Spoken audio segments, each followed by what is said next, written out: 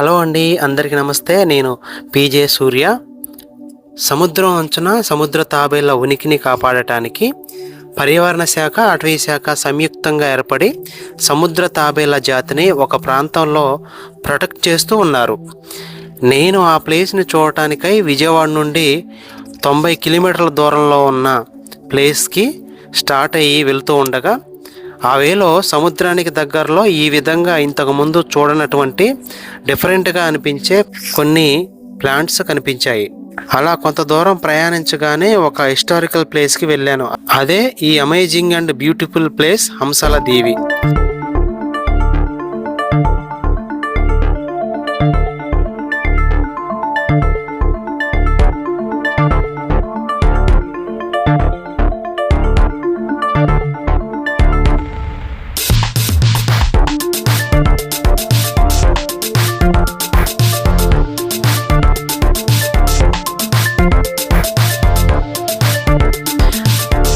అసలు హంసల దీవి అని పేరు రావటానికి ప్రధాన కారణం పూర్వపు చారిత్రక ఆధారాల ప్రకారం కొన్ని వందల సంవత్సరాల క్రితం గంగాదేవి కాకి రూపంలో తన పాపాలను పోగొట్టుకోవడానికి అన్ని ప్రాంతాల పుణ్యతీర్థాలలో మునిగి చివరకు కృష్ణానది సాగర సంగమంలో మునగడం వలన హంసగా మారిందని చరిత్రకారులు చెబుతున్నారు.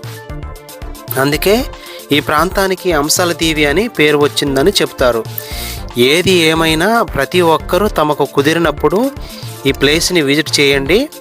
హ్యాపీనెస్తో పాటు మీ మెంటల్ ఎబిలిటీని ఈ ప్లేస్ పెంచుతుందని నేను అనుకుంటున్నాను.